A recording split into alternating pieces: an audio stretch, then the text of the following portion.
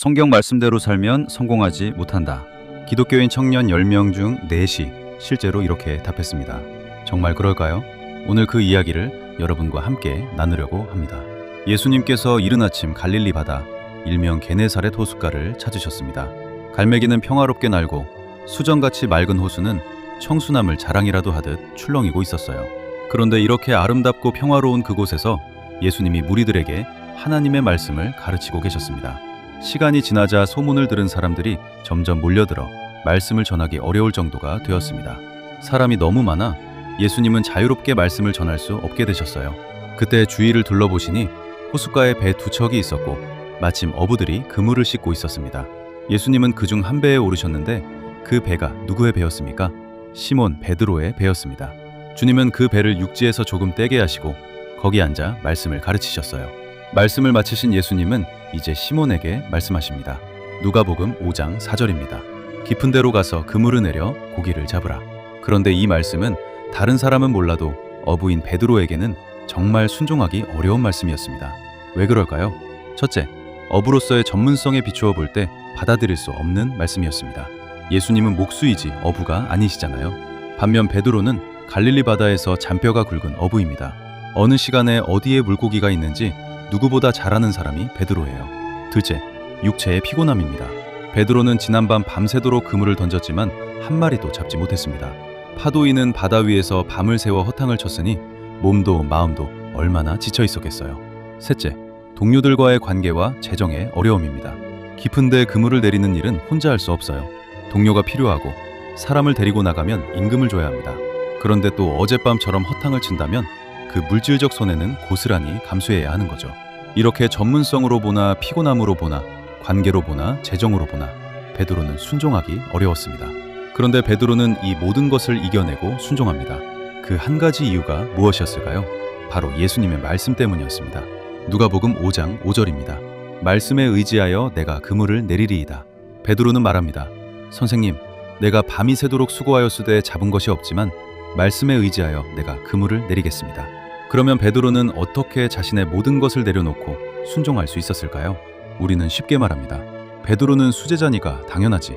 바울이니까, 다윗이니까, 아브라함이니까, 엘리야니까 당연히 순종했겠지.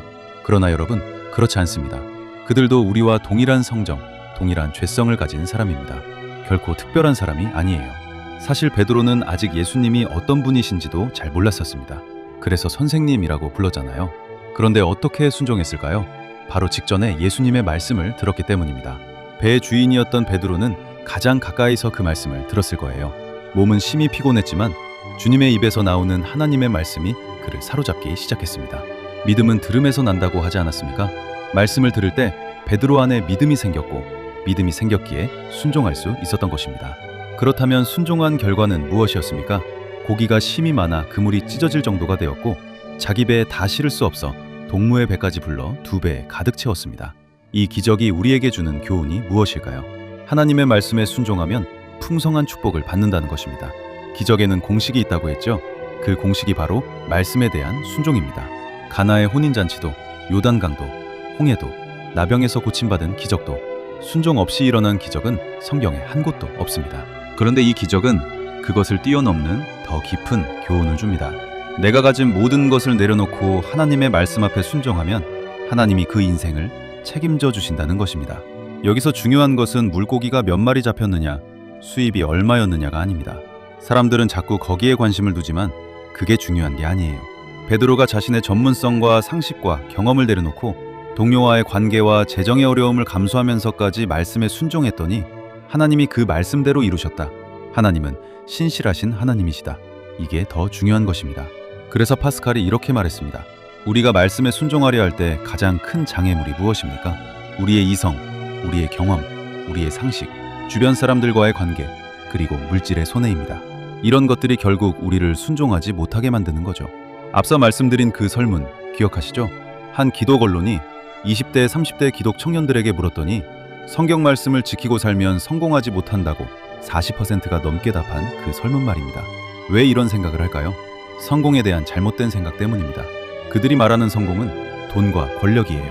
입으로는 하나님이 먼저라 하면서 삶의 현장에서는 하나님보다 돈이 먼저라고 생각하는 거죠. 여러분, 하나님은 모든 사람의 인생을 책임져 주지 않으십니다. 아나니아와 삽비라처럼 잔머리 굴리는 사람, 하나님보다 자기 명철을 의지하는 사람을 하나님께서는 책임져 주시지 못하세요. 그러면 하나님이 책임져 주시는 사람은 누구입니까? 베드로처럼 자신의 모든 것을 내려놓고 오직 말씀에 의지하여 순종하는 사람입니다. 이 말은 부자가 되게 해주겠다, 권력을 갖게 해주겠다는 말이 아니에요. 가난하게 살더라도, 좁은 길을 걸을지라도 말씀에 의지하여 순종하며 살면 하나님이 그 인생을 버리지 않고 책임져 주신다는 것입니다. 그러므로 하나님의 자녀된 우리에게는 오늘 붙들고 씨름하는 말씀이 있어야 합니다. 믿음으로 외치고 선포하고 그 말씀 앞에 무릎 꿇고 순종의 발걸음을 내디딜 그 말씀이 있어야 해요. 신앙생활은 하나님의 말씀 앞에 내 인생을 거는 것입니다. 그러면 하나님은 여러분 때문이 아니라 여러분이 붙들고 있는 그 말씀 때문에 여러분의 인생을 책임져 주십니다. 여러분이 아무리 똑똑해도 5분 후를 알지 못하는 여러분이 여러분의 인생을 책임질 수 있습니까? 없습니다. 그러나 내가 말씀을 붙들고 내 자녀가 말씀을 붙들고 순종의 발걸음을 내디딘다면 하나님이 그 말씀대로 내 인생을, 내 자녀의 인생을 책임져 주십니다. 주 한번 부르고 기도하겠습니다. 할렐루야, 우리 아버지 하나님 감사합니다. 오늘도 우리에게 귀한 말씀을 주셔서 감사합니다. 게네사렛 호숫가에서 주님은 베드로에게 깊은 데로 가서 그물을 내리라 말씀하셨습니다. 어부로서의 상식과 경험으로 보나, 육체의 피곤함으로 보나, 동료와의 관계와 재정의 어려움으로 보나 순종할 수 없었지만 베드로는 말씀에 의지하여 내가 그물을 내리겠다고 순종하였고 그물이 찢어질 만큼 많은 고기가 잡혔습니다. 아버지 하나님, 우리에게도 그 말씀을 주시옵소서.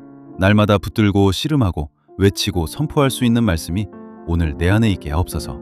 그리고 마침내 그 말씀 앞에 무릎 꿇고 순종의 발걸음을 내디딜 때 말씀대로 이루시는 신실하신 하나님을 만나게 하여 주옵소서. 5분 후를 알지 못하는 내가 내 인생을 책임질 수 없고 자녀를 사랑하지만 자녀의 인생을 책임질 수 없사오나 이제 하나님의 말씀 앞에 내 인생을 겁니다.